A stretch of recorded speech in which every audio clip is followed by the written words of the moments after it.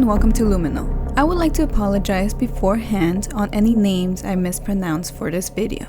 Today we will be going over the mass murder committed by the high schooler known as the YouTube killer.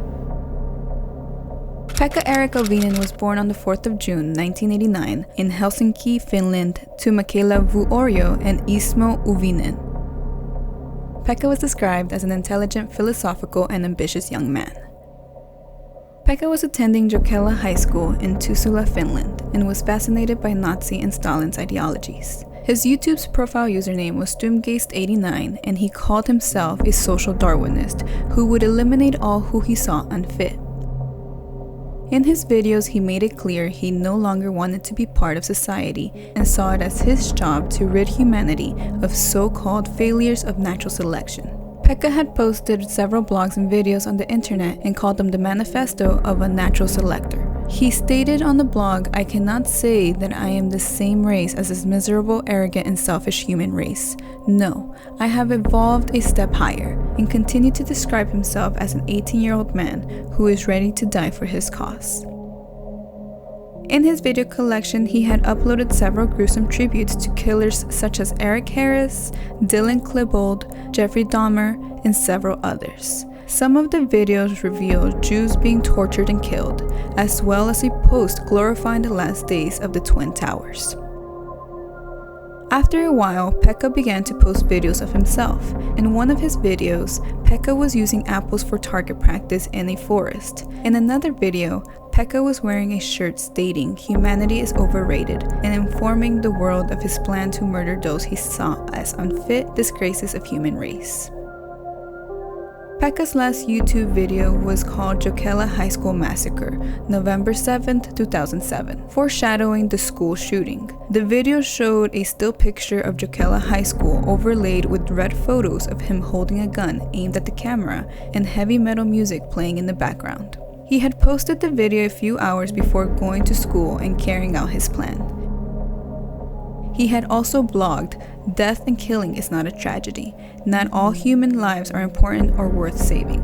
This is my war, one man's war against humanity, governments, and weak-minded masses of the world." On the morning of November 7, 2007, Pekka roamed the halls of Jokela High School with his .22 caliber pistol, which he treasured and named Catherine. He began shooting down the hallways and into the classrooms, making everyone flee in fear for their lives. There were 12 people injured during the attack, most of who suffered minor injuries from broken windows as they were jumping through to escape the flying bullets. The 18-year-old Pekka managed to take a total of 8 lives on his brutal rampage: 6 students, a nurse, and the principal of the high school.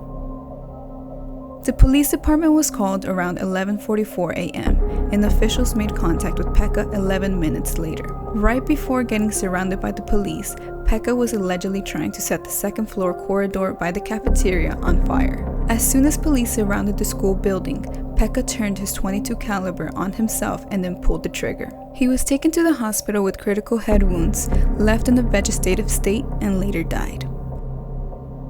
On the 7th of November 2007, the emergency was officially declared over after 3 p.m.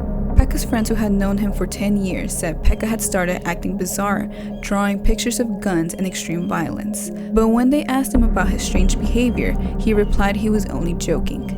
"It's pretty hard to digest this equation when a guy you know does something like this," said one of his friends.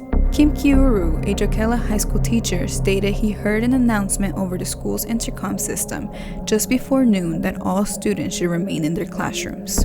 "I stayed in the corridor to listen to more instructions, having locked my classroom door. After I saw the gunman running with what appeared to be a small caliber handgun in his hand through the doors towards me, after which I escaped to the corridor downstairs and ran in the opposite direction. It felt unreal. A student I taught myself was running towards me screaming, a pistol in his hand." Luckily, all of Mr. Kiru's students survived after he told them to jump out the windows. Investigators said Pekka appeared bent on causing maximum bloodshed when he opened fire. A police officer stated Pekka had 500 cartridges on him, selected his victims at random, then shot them several times on the head and upper body. Officials couldn't find anything linking Pekka to his victims other than attending the same school and finding out Pekka was a victim of bullying. When they searched his house, Finland police found a suicide note written by Pekka shortly before he went on a gun rampage, in which Pekka said his goodbyes to his family and explained his hatred towards society. Local education officials set up a crisis center in a nearby church to help those affected by the tragedy. Prime Minister at the time, Matti Vanhanen, stated, "This is an awful day. The shooting has deeply undermined the sense of security in society. Nobody had expected such things." People have also been placing candles around the grounds of the school, and a national day of mourning has been held across Finland for the victims of one of the deadliest shootings in the nation's history.